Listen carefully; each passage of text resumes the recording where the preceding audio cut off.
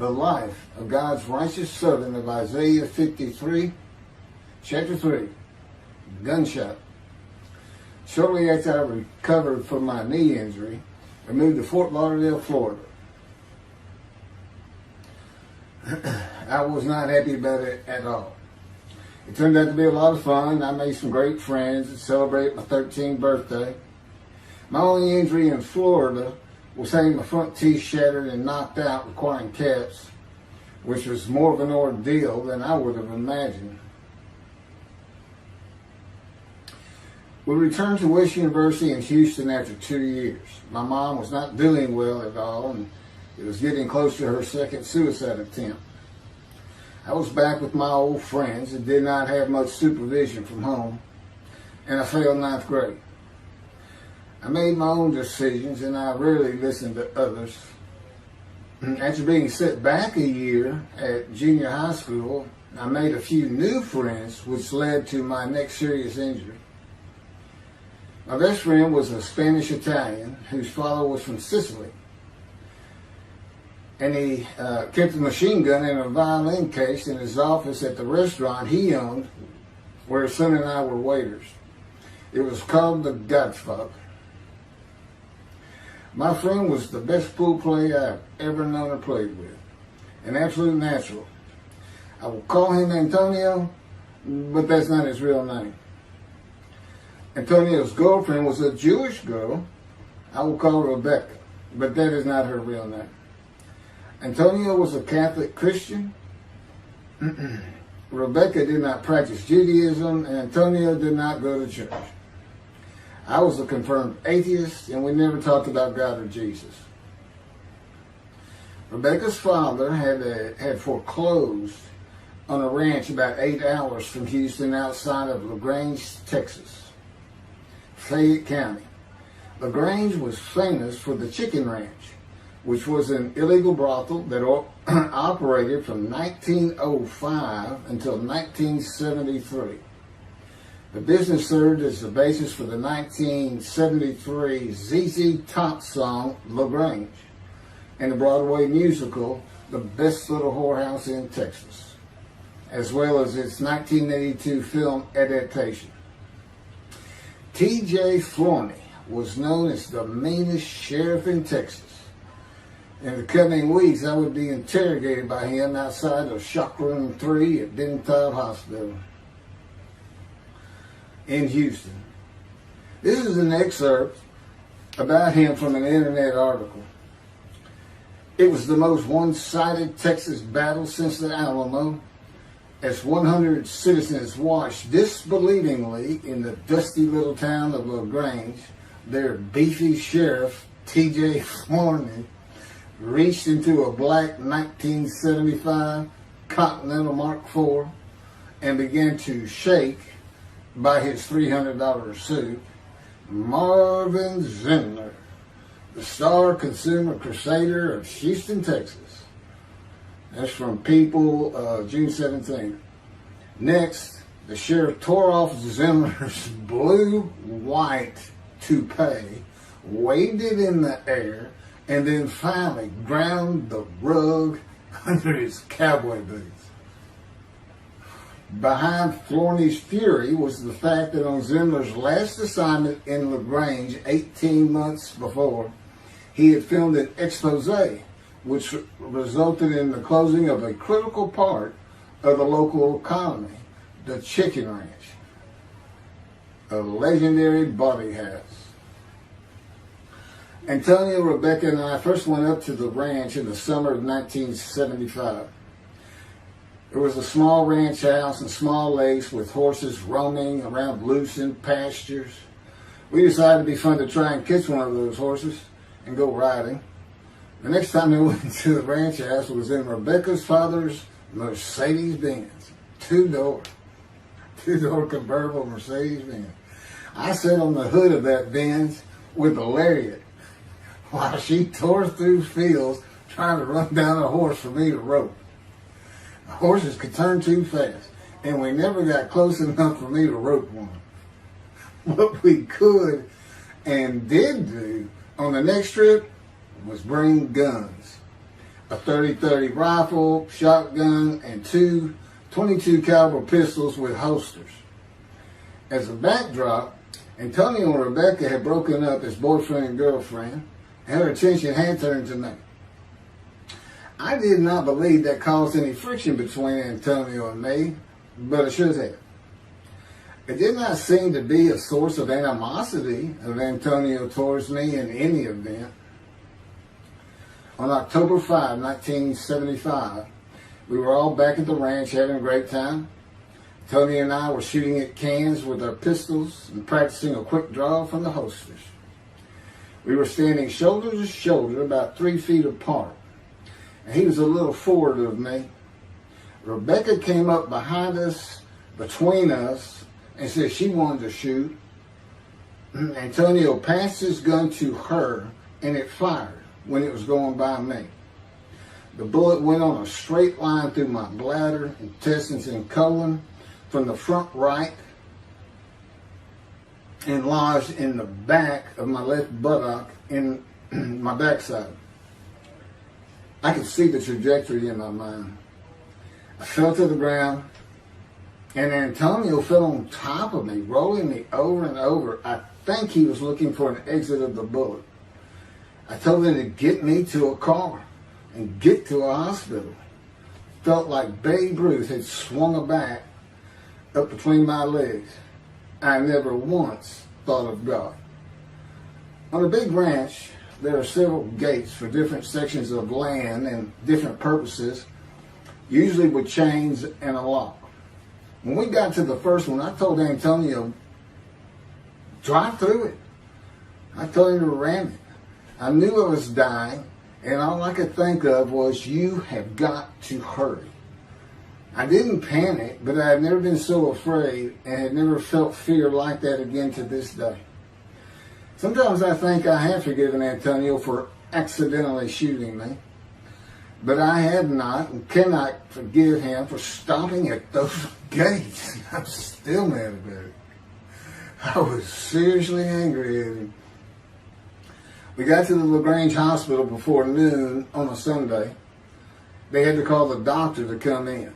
I asked the nurse for something for pain, and she told me my vital signs were too low.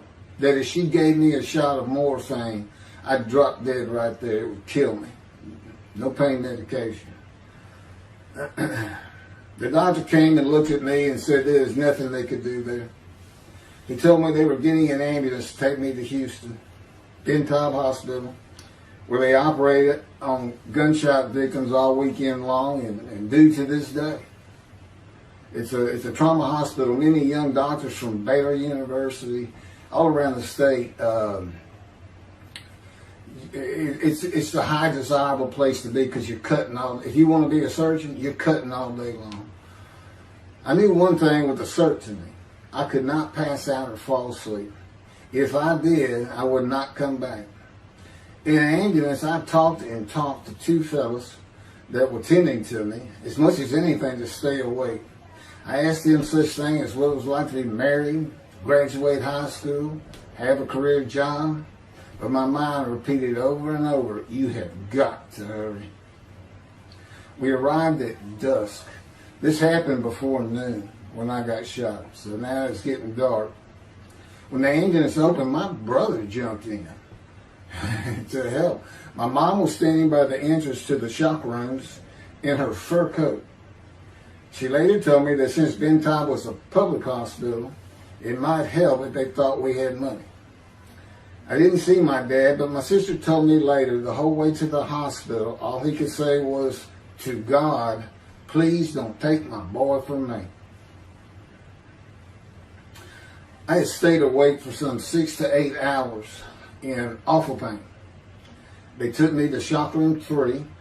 It was filled with people giving orders and very loud. On the table, the nurse told me she had to put her finger in my bottom, which embarrassed me.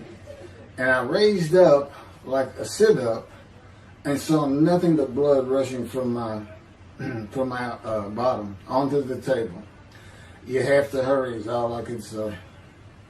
They finished prepping me for surgery and rolled me to a hall in a line of others awaiting surgery. Then someone was saying my name, and I opened in to see T.J. Forney, Sheriff of LaGrange. He wanted to know if I'd been shot intentionally, what we were doing at that ranch, did we have permission to be there, and et cetera, et cetera. I told him I thought it was an accident and to leave me alone. I never saw him again. I didn't have to wait long. The orderlies bypassed everyone in front of me and took me to surgery.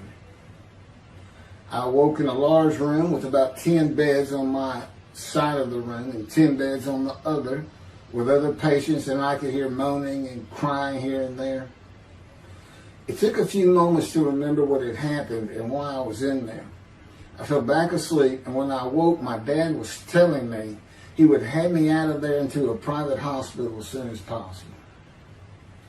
It was the next day when they transferred me to the Methodist Hospital in the medical center, where they had operated on my knee, and I had spent weeks there. I had a hose with a bag coming from my bladder and a colostomy, an opening called the stoma, which is your intestine on the outside of your abdomen, with a bag over it for going to the bathroom. I was out of danger from dying, but still very weak, and I needed to gain some weight. The track team was already getting together, running distance and cross-country workouts provided by the coach, preparing for track meets in the following school semester. I lived about a half mile from the high school. The day I got home, I walked to look at the track. It did not seem possible I could get back in shape. I was afraid to cross the roads to the school. I could not even trot to get out of the way if a car came my way. My insides felt like jelly, and I had been warned that too much physical exertion in the first 10 days could cause a stomal hernia, and my intestines to start extending from my body. I was homeschooled for the rest of the semester by a private volunteer tutor, and passed classes I probably would have failed. The beauty of that gunshot was that it changed me. I was never going to graduate high school, having failed so many classes. So I set up night school classes for the next and my last semester of high school. I was 18, soon to be 19, and a senior.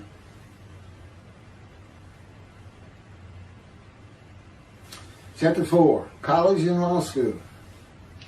Before the summer of 1975, one of my best friends on the track team, who threw the discus and shot put in field events and was a senior, told me he wanted to do something big the coming summer before starting college at Louisiana State University, LSU.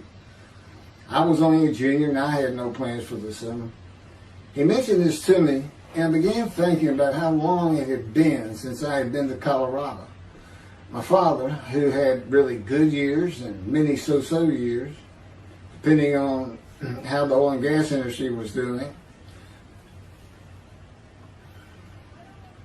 And when I was in junior high school, he had sold some prospects that completed a few wells and had purchased a condominium in Pagosa Springs near Durango, Colorado.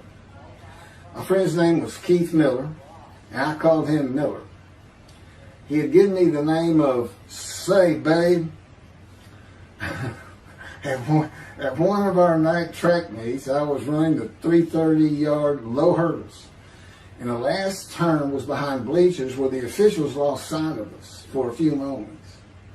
A runner to my left veered out of his lane into mine and took my hurdle, and I had to slow down and go around it, yelling, "Hey man, that's my hurdle." I wasn't happy. I do not remember how Miller knew what I had yelled, but he was probably on the football field inside the track, working on shot put and discus, watching me run and hurting me. I did not really know him very well at this time, other than he was the popular senior who knew everyone, in stark contrast to me. On the following Monday, I was walking down the halls between classes, and coming in the other direction was Miller, though I did not see him. Then as he was passing me, in a loud voice, loud enough for everyone in the entire hall to hear, I hear, "Say, babe, that's my hurt." Hence, say, babe. That began a really good and fun friendship, and I got to know the class I should have been in if I had not failed ninth grade. And because I was Miller's friend, I was immediately accepted by anyone he introduced me to. I found out about 40 years later on Facebook. I looked him up and we friended that he's Jewish, and particularly because of his brother. He's got an older brother, and they look just alike. Live up in Oregon. But I did not know that. It's not something we ever talked about. Just I just didn't think about it. I'm sure he wasn't observant at the time. I told Miller about my dad's condo and suggested we plan a trip up there, backpacking the Womanichi wilderness of the San Juan National Forest. I had hiked there while in junior high school with a friend and his little brother. I had a driver's license in my second year in the ninth grade. The prominent 13,000 foot peak is 10.7 miles from the town of Silverton, which began as a silver mining camp in 1873, and that is where I plan to take Miller.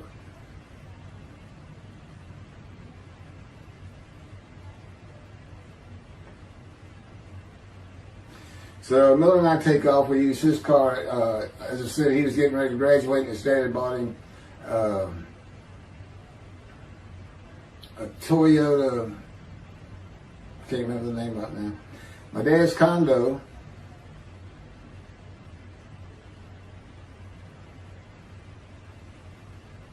was about 60 miles from Durango, where a train depot is located that runs a train through the Womanichi Wilderness to Silverton. The train is an authentic, narrow-gauge, steam-powered, coal-fired, scenic railroad train ranked one of the top 10 scenic railroads in the world. It's something else. It stops twice in the same places to let off and pick up hikers and backpackers in the Animas Canyon of the Womanichi. At top speed of 18 miles per hour, it takes the train 3.5 hours to travel the 45 miles from Durango to Silverton. Oh, here it is. Miller had a new Toyota Celica. And after a day and late into the night, we made it to Pagosa, slept, and we're at the train station before the first departure the next day. I don't know what the problem was, but the train was not going to run that day. So we couldn't get to where I wanted to take him. It's just too far. We decided to get a hotel in Durango and just head down the train tracks into the wilderness and explore an area I had never seen in with the maps. We got lost. And at one point we decided, let's just put these backpacks down and you go that way and I'll go this way. Well, we did that. We met back up, and then we couldn't find our backpacks. And we did finally find them. We slept that night, and we had a big black bear episode because we had left some food out on the ground, which we shouldn't have done. And but anyway, we ended up making it back, and we had one of the best party nights I've ever had in my life. We hit the main street in Durango, which is a tourist hotspot, and we hit every single bar. You could drink at 18 back then. It wasn't 21 as it is today. And we did. We made sure it was like a go. Okay, let's go there. Every one of them had at least one drink, shot of whiskey, Boilermaker, beer, whatever. I can't really recall other than I knew I had been drinking the night before when I woke up. But we did. We hit both sides of the street. I don't know how long it took us and how many drinks we had, but we just had a lot of fun.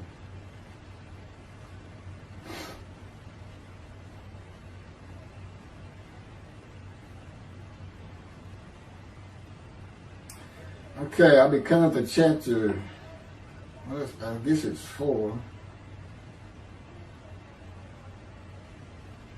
I don't know. I thought I was coming up to the cancer story, but this is different. This is getting into alterations while at school.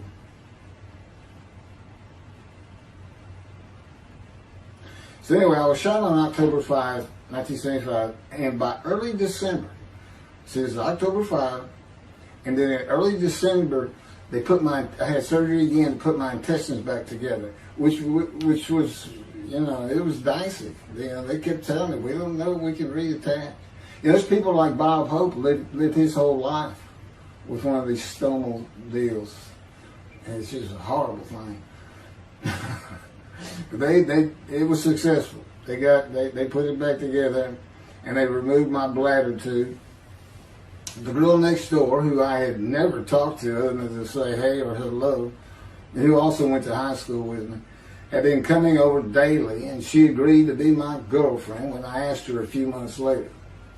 I did my night school and graduated last in my class, or close to it, of over 400 people. In late December, I began running with the track team. Now, I had surgery early December, and I already got out there with them, which was difficult. Pulling 2 tires on the cinder track, there's a rope, 2 tires, and you put a harness around your waist. I had to put mine high up on my shoulder. On the cinder track for a lap and a half, 660 yards with 2-minute intervals, 6 times was the toughest. My speed and quickness were still there, but distance running and my endurance, it took quite a while to come back. In early February, just about 3 months after being shot, I won my first 120-yard high hurdles race at a track meet that was fast enough to qualify at the upcoming district track meet for the regional track meet. Winning at the regionals would place me in the state track meet. I was fast, but my disfigured right arm really held me back. Then my heart was broken, and I cried for the first time since I was a child, as best I could remember. My coach, who really liked me, he understood the effort I had put in to get back in shape. Called me to his office, and I knew something was wrong. He told me I could no longer be on the track team. I had too many semesters of school to be eligible according to the eligibility rules. It was because I had failed 9th grade.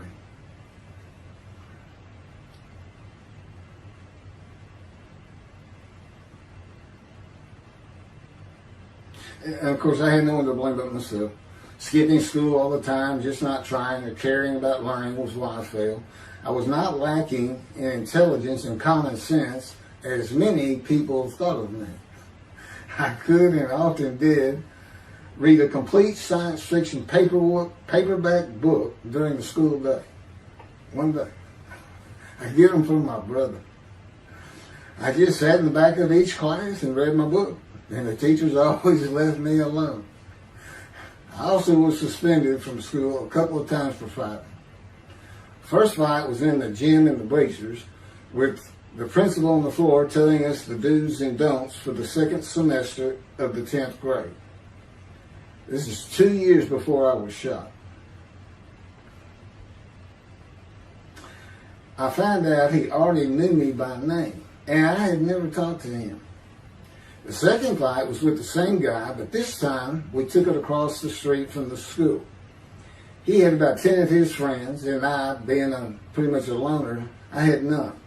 They were African American, bused into school from neighborhoods far away.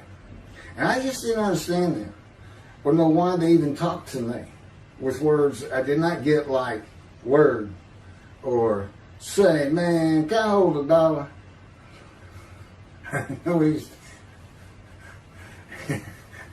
That is what started the fight in the bleachers. I hear from behind me, and one stood to my left, saying, man, can I hold $1? I turned around and just looked at him. And finally said, I did not have $1. Bored with the principal, I undid my ponytail. Mind you, he's sitting right behind me, and I'm well aware of that. And I brushed my long blonde hair and then reached into my pocket for some chapstick for my lips. When I pulled my hand out with the chapstick, turned out I did have a quarter. And from behind me, I hear, "Say, man, you said you don't have no quarter." To which I replied, turning around, "I don't have a quarter for you." The next part is kind of hazy. But I do know I grabbed him by the front of his shirt and threw him down the bleachers onto the students sitting below me. That is when the principal yelled my name and told me to go to his office. The next day, the guy and his friends were waiting on me when I got to school, and we fought across the street. The principal had told me not to get into any more fights, and this is the fight I got suspended for. I remember being in, after my suspension, being in the men's room smoking a cigarette in a stall, and a group of African Americans came in, and they were talking about the fight. What I remember was hearing, "That white boy went Muhammad Ali on him." My favorite fighter. I even saw the Ali-Foreman fight in Kinshasa, Zaire, live in Amsterdam in 1974. And some of my best friends in high school were African Americans, mostly on the track team where we could get to know one another. I still had run-ins with the general population of the African Americans, who everyone just called blacks back then. I never used the N-word and thought they would help themselves a lot if they'd stop using it. Mostly I think they were angry at being bussed in from neighborhoods far away. In fairness to them, white kids did not seem to like me much either. So, yeah, I looked young even for my young age, and with my long hair, about 6 to 8 inches past my collar, I looked kind of girlish, and many people said that to me. One day a friend of mine told me what it was to him. You never smile and seem to be very angry, like if someone looks at you crossways, you're going to come after them, daring them to say something, like you want to fight. My next suspension for fighting began in middle shop, and it was all my fault. There's not a big deal to that.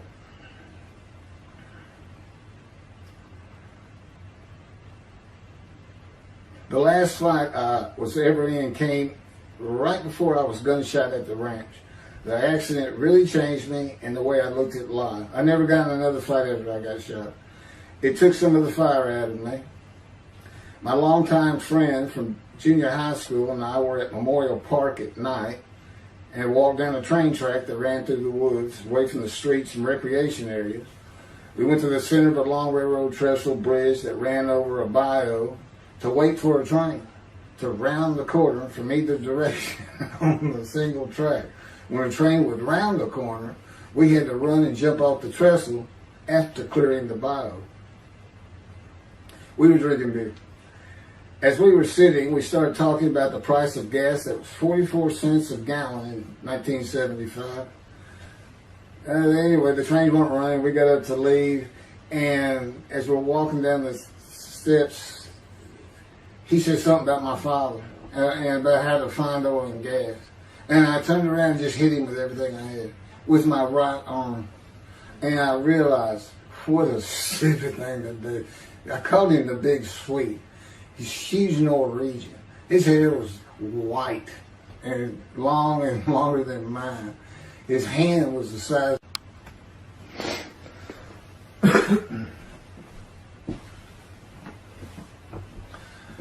And I had nowhere to run. That was the really dumb part of it. I mean, I couldn't move. I couldn't use my quickness. I couldn't box as I had with the fellow across the street.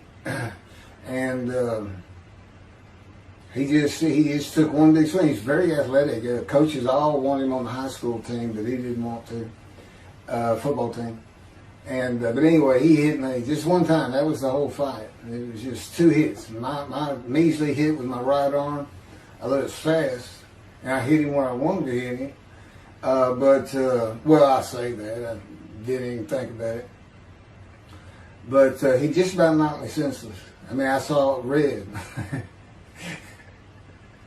And so anyway, that was it for our friendship. We just, although after I got shot, he and I got back together a little bit. But by that time, I had met Denise next door, And I wasn't going to be going out drinking beer at the trestle anymore. It was going to get serious, and that's when I set up my night classes and everything. The big Swede.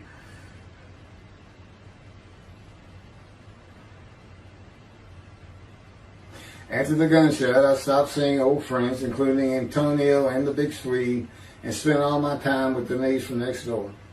I knew I wanted to be someone who succeeded in life. My dad always told me when he was angry with me that with my smart mouth, I was never going to be anything but a ditch digger or a lawyer. While he said lawyer in a derogatory way, he got me to thinking I'd like to be a trial lawyer. I had to get into college first, and the only school I wanted to go to was Texas A&M University. Anyone who had ever known me would tell you that I was not even close enough to being smart enough to go to any college, much less Texas A&M. I would tell you I had never applied myself to the task of learning. Texas A&M denied my application. I called them and pleaded and argued, and finally admissions said that if I came for the summer semester of 4 classes and maintained a B average with no fails, they'd let me in. I did it, barely. I almost failed calculus and got a D.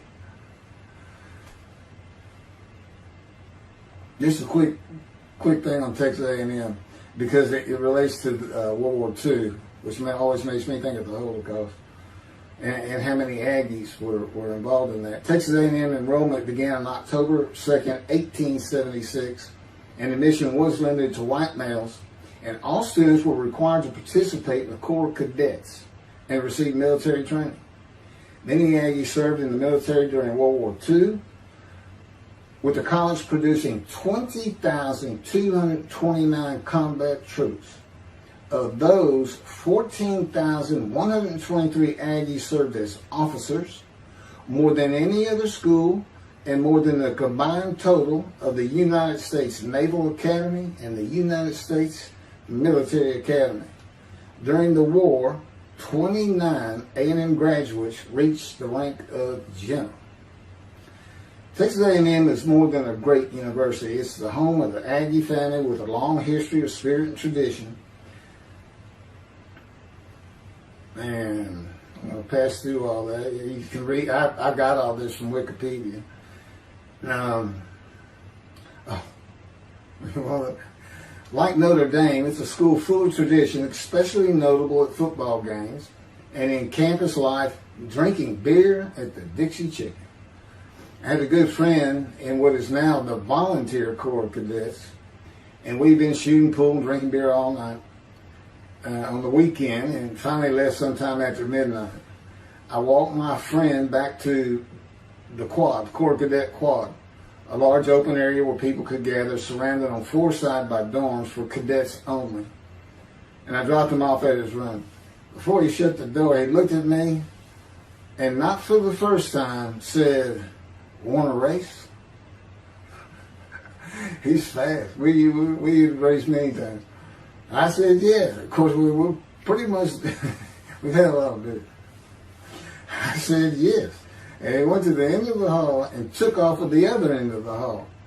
He was fast, but I was pulling away with just a few yards to go and hit the wall before I could stop and busted my chin open. Blood's pouring out everywhere. People opening doors. Look, that's what the little guy did to the tall guy. Taller guy. I also sprained my ankle. These are my injuries at Texas A&M. I also sprained an ankle so severely playing basketball with football players that I was in a cast for 6 weeks. Those were my only injuries in the 3 years at A&M. It was the gunshot that changed me, everything in my life. I married Denise when I graduated from A&M in '79, just 3 years after graduating high school. I went through in 3 straight years. Because I had those hours from the first summer, I just went ahead and went the next summer too. And I got out, and the average for most A&M students is 5 years. But I went through in 3. And of course that meant I never dropped a class, which also meant I had a low GPA, grade point average. And I didn't realize how important that was for admission to law school. I was denied admission from every school across the nation I thought I could get into. I did not know how my dad knew about South Texas College of Law in downtown Houston, but he made some inquiries and found out the dean was a graduate of Texas A&M. And we're known for helping each other. We set up an appointment with the dean. I told him of my rather intense home life and wayward ways, and that the A&M had given me a chance to prove myself as a capable student. You know, he hemmed and hawed, looked around the ceiling, and gave me the same opportunity A&M had. 4 summer classes, D average, no fails. I did it. I was terrible at chemistry and math, but it turns out I had good reading and comprehension. It's probably from reading all those science fiction books in school. I graduated in '82, and I did great on the bar examination. Keith Ellis McCarty, attorney at law. Who would have believed it? Which reminds me of verse 1 of Isaiah 53. Who can believe what we have heard? That's what any of my friends would say about me getting out of law school. Much less what's happening today. You go find somebody that knew me in high school, they say, who? Oh, that can't be true. Get out of here. I know him. Forget about it. Chapter 5. 27-year headache. I'm going to pick up with that on another video. And then that'll be it. I'll have some general comments. 5 and 6. I'm not sure what 6 is. Yeah, 27-year headache. I'll go ahead and mention God in one of these accidents. And I won't say anything about the dog who took a hard left between my legs, just about severed my knee, my leg at the knee. I won't mention that. Or hitting the big Swede on the track. Unbeknownst to me, my arm just took off. I wouldn't have hit him with my right arm. The things he has shown me. And getting gut shot. Yeah, I think I would have figured out, you probably shouldn't be hanging out with this fella anymore if you're going to be talking to his ex-girlfriend in front of her. Little things like that, he controls my perception. Little things like that in my life to make sure I am the man of Isaiah 53. If anybody thinks I'm going to back off saying that, they're wrong. I've been through too much. My whole life is dedicated to this time, the day of the Lord. As a matter of fact, what about my day? I said, what about my day? Well, he said, well, first of all, God's speaking with you and living with you. Most people say that's pretty good. I said, yeah. But anyway, here's something he's promised me that he lets me check out all the time. And I'm going to put on the screen.